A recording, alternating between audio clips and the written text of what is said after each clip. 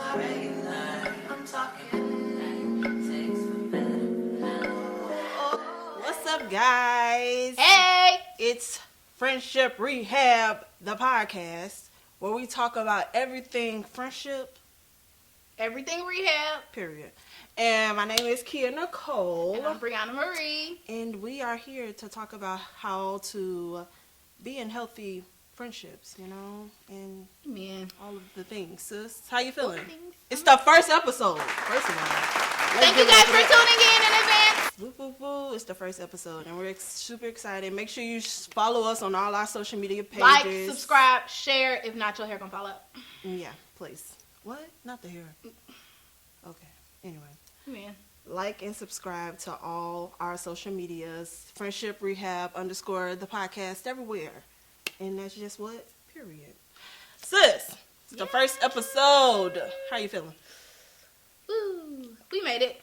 How are you feeling? No, it's been a journey. Oh, honestly. I'm excited. I'm nervous and excited at the same time. Mm-hmm. We're going to talk about some good things, some tough things that we've, Skip me. dealt with in our friendship. Mm-hmm. And, let's tell us about Friendship Rehab, what it is. So, we came up with the concept earlier this year about how it's not popular to do healthy friendship as adults. Mm-hmm. And how it's necessary and it's needed. Mm-hmm. So, because we came up with that concept, we figured that it was something that everybody needed to know. Yeah. And how we saw in our different friendships and our different friendship dynamics that everybody didn't know how to be good friends. Yeah. At some point or another, or even now as we're adults, we were running into things with adults that just quite weren't getting the whole be communicative, be loyal, be honest thing. Yeah. So that's pretty much what it is, guys. Tools to help y'all be better friends. Because we need it in the year of 2020 and the 2. And 3. And years to come. Amen. We need all of the friendships in the rehabs. So we're going to start up with a sugar and spice type of this or that type of feel, going on, sis. What's our first sugar and spice scenario? Okay, so...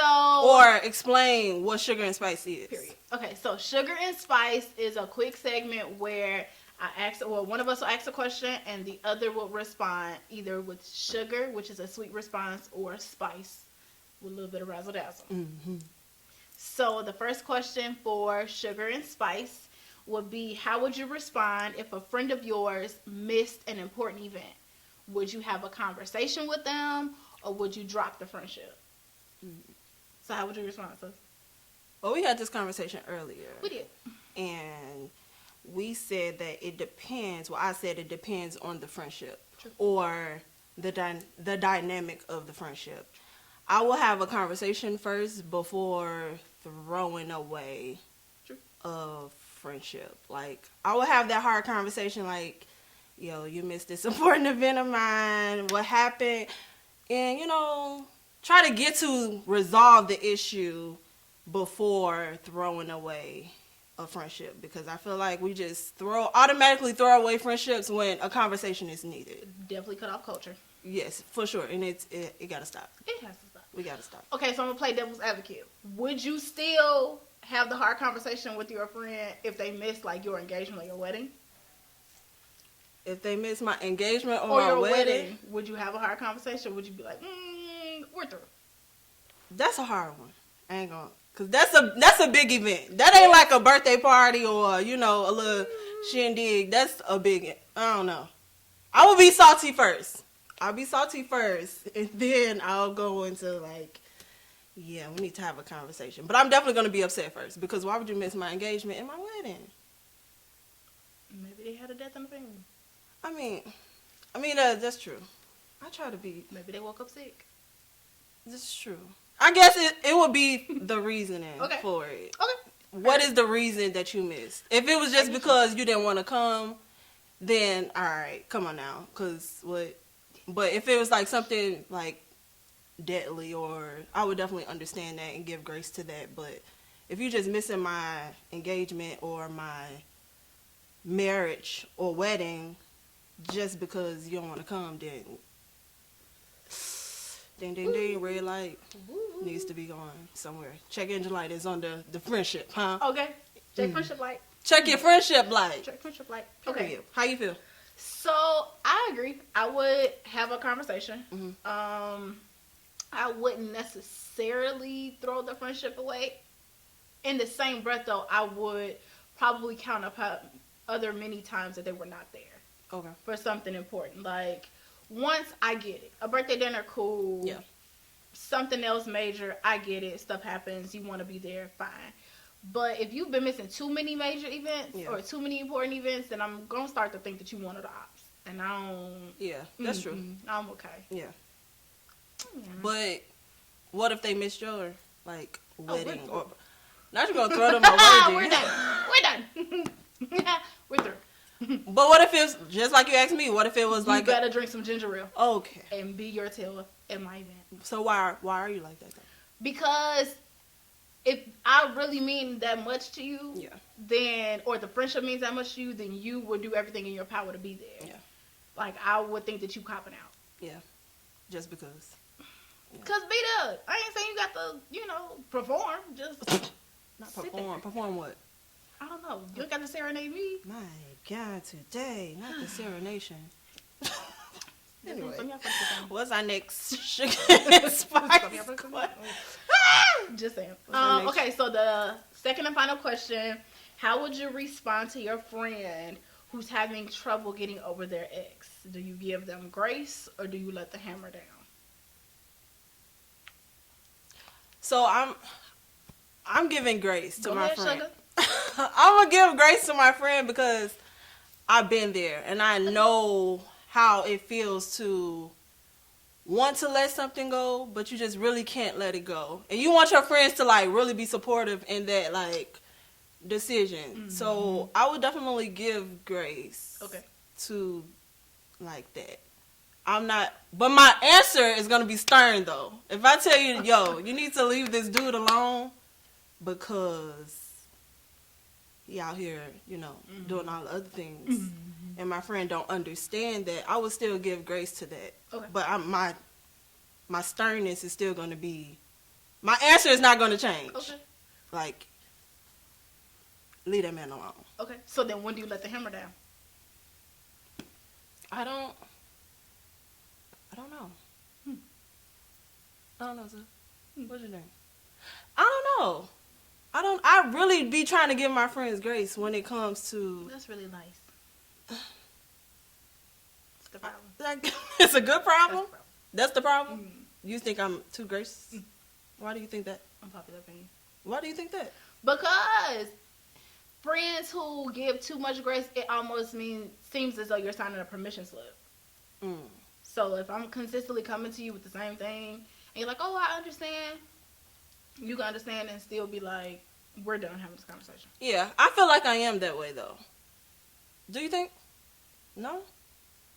I can't speak for other people's friendship. Mm-hmm.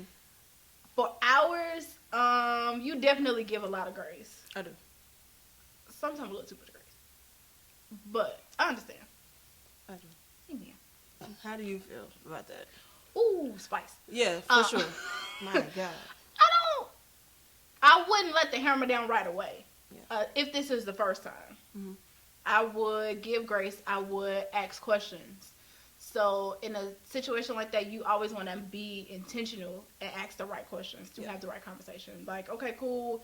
What's making you not get over them? Mm-hmm. What's keeping you attached or tied to the relationship or what you want to add? Yeah.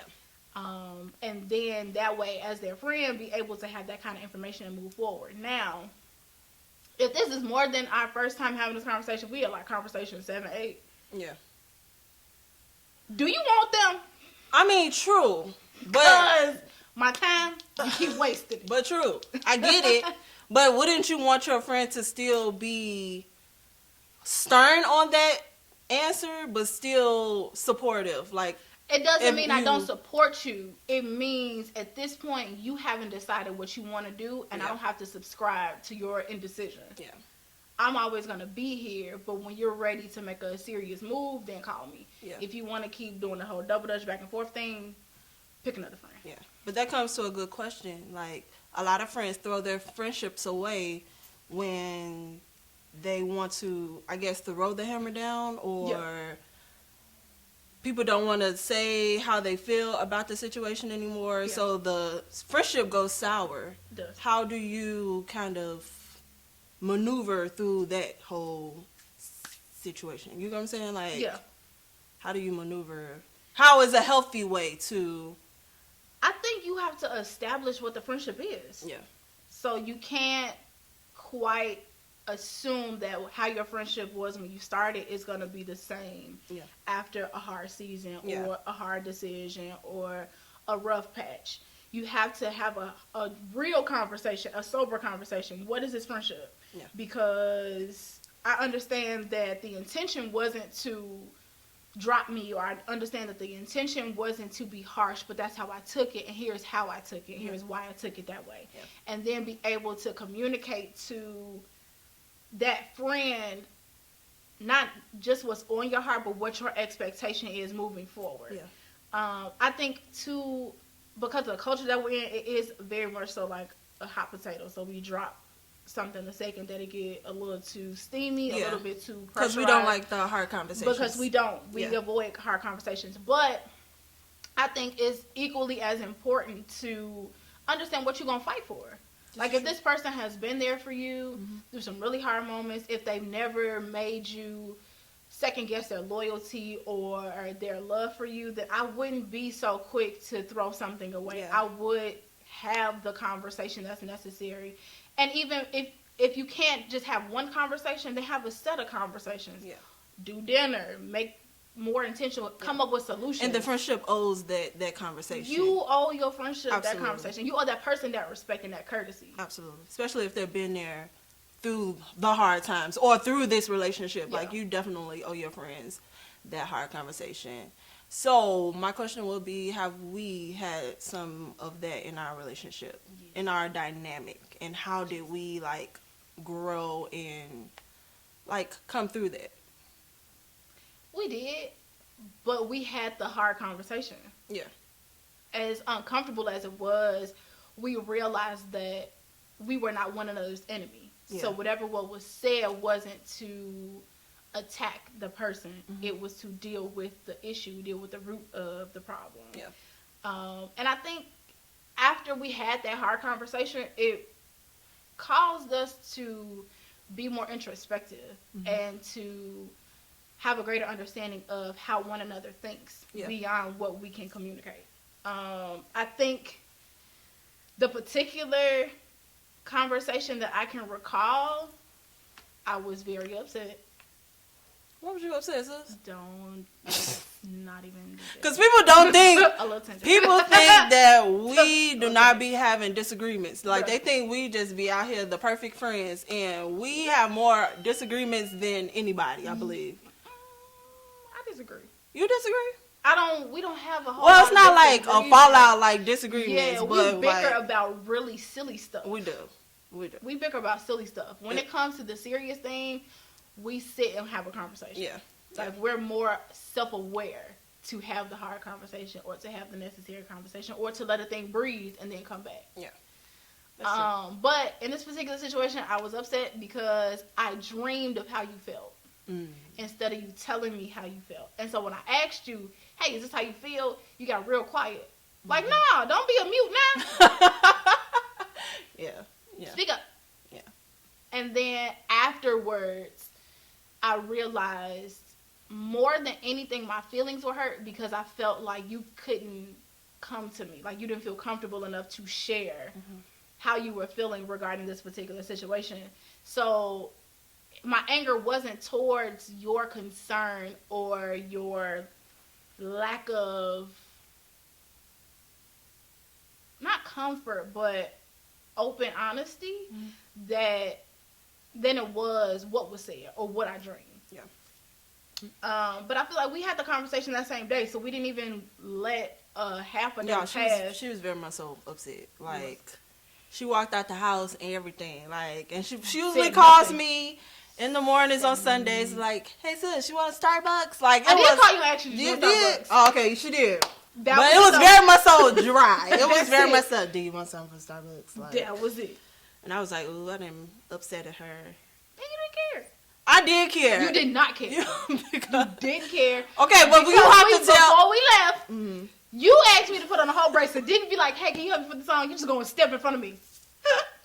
The rule. I'm sorry. Ooh. But you have to explain to them the situation, though. Payback. You have to explain to them the situation because they're going to think like I just didn't care about what was happening. But I did care about the situation. Wow. I did care about the situation.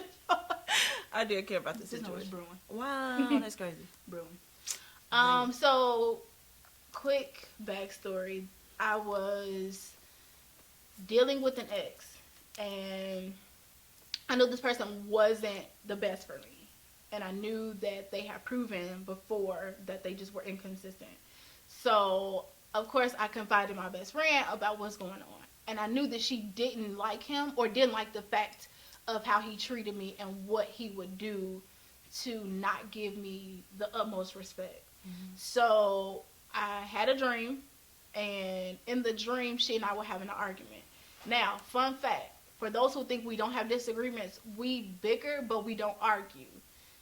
So, for us to have an argument in the dream, I was already alarmed. Mm-hmm. And then on top of us arguing, well, she was arguing.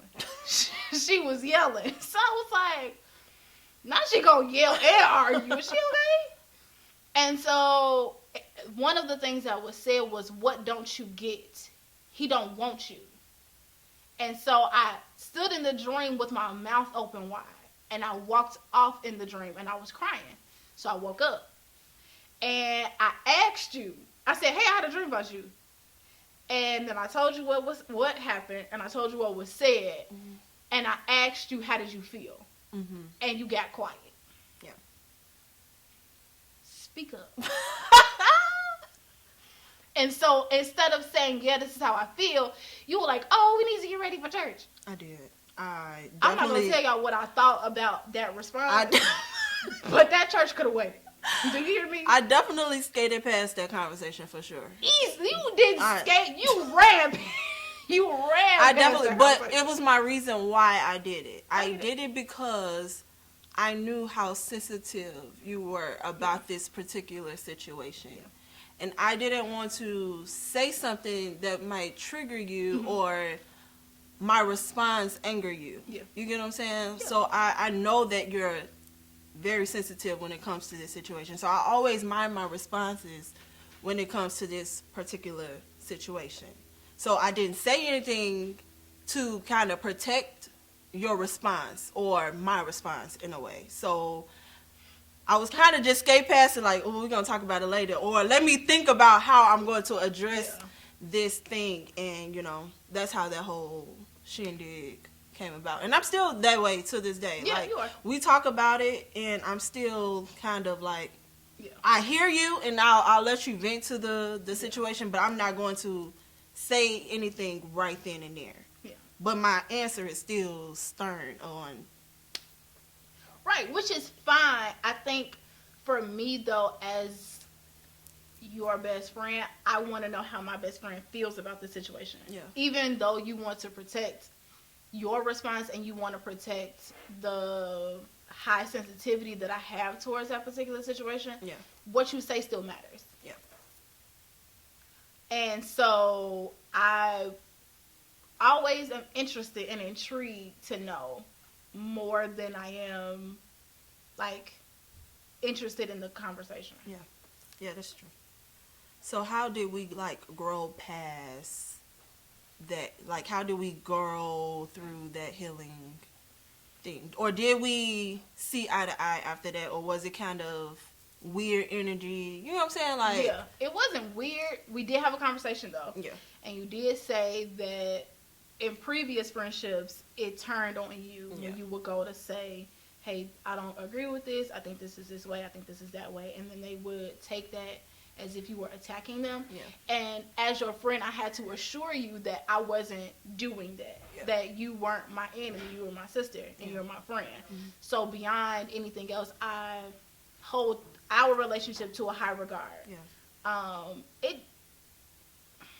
was still upset. You were a little still testy. Like, don't a couple days later. We ain't gonna act like you just got over it. No, I didn't. I was still upset. It took a little time. I was still upset a couple days later, You were. but it was fine because I didn't shut down. Yeah. And I didn't walk away because it was necessary. Yeah.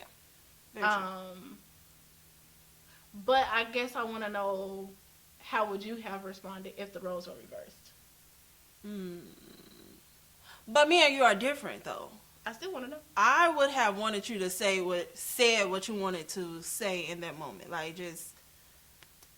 But you like that though. So I didn't want you to say what you. I mean, you did, but it's kind of different. Like when it comes to like relationships wise, like we are different. Like you're really sensitive with that. Me, on the other hand, I'm like, all right, I get it. I can take it, kind of, sort of, in a way, if that makes sense. Mm-hmm. So I would have wanted you to say it, like. And I didn't want you to say it. You did. Okay. But I'm just saying, in my mind frame, I was in a whole nother, I guess, wanted to protect you from that. You know what I'm saying? Mm-hmm. I get it. Does that make sense? I get it. Okay. It makes sense. But, like, yeah, I would have wanted you to just, sis, I don't like this man. But you do. I have an ex that you don't like, sis. And you tell me faithfully. Ooh. My God, you tell me faithfully. But, you know, that's that. That is, we didn't wrap on sugar and spice for a long time. My Sugar God. and Spice has become the first episode, so. It is, Father. It wasn't supposed to be like that, but It wasn't. here we are. Sorry for I lost. But, you know, what is the goals for Friendship Rehab? What do you see this going? My goal and my expectation is that this would help our viewers, our listeners. It will cause them to reflect. Yeah. And how they may have missed the mark in friendships, and how they can meet the mark in friendships. Yeah. And be able to identify the unhealthy places, and to be okay with starting over in a healthy space. Yeah. Yeah, that's true. My goal and expectations out of Friendship Rehab is to teach or to allow people to understand that hard conversations are needed in friendships, and just giving up your friendships is not always the end. I mean, the beginning result. Like, have the conversation with your friends, and you know, we can heal through this together. Covenant friendships, it takes work. It takes a lot of healing. It takes a lot of dedication. So that's what I envision Friendship Rehab. It's having the hard conversation, or learning to have the hard conversations, because I didn't have the hard conversations in my previous friendships. So this relationship has taught me how to have those conversations, or how to deal with friendships, or how to deal with scenarios that comes with friendships, because we all are friends in the world, so we all have best friends, someone close to us, and it don't have to be friends, but a cousin that you're close to. Like, having those hard conversations and healthy conversations can create like a good balance in your relationships. So. And I think you said something really important about healthy conversations. Healthy conversations create an atmosphere and a world of success. Yeah. Like, it's hard to do life with somebody, and every interaction that you have is toxic. Yeah. Because you don't have anything feeding you. You don't have anything benefiting you. Mm-hmm. But if you have the healthy conversations, and if you create a space for healthy conversations to happen, then you have a world where you don't feel the need to be secretive or ashamed or private. You can be able to express yourself and be able to understand and know that you're heard and you're respected. Yeah. Fix. So y'all, that is the first episode of Friendship Rehab. You the air horns. No, that was the first episode. And that was just a intro of what Friendship Rehab is going to be about, and all of the things that we have going on. We will be telling you more about our story, how we met, ourselves individually, how we look at friendships, all of the things. And just stay tuned for more of Friendship Rehab. This is just the beginning, and I am super excited about this. And this is a God thing, and we're gonna be talking about the Lord, because we are church. You churchier than I am. I am very much so churchy than you, but say. I love the Lord. Amen. Mm-hmm. We say. But we're definitely going to be talking about, all things spiritual, all things, natural. Friendships is what we're going to be talking about. So, guys, we're sad to go. But this is just the first episode. So, we're going to catch y'all next time. Episode 2. Right? All right.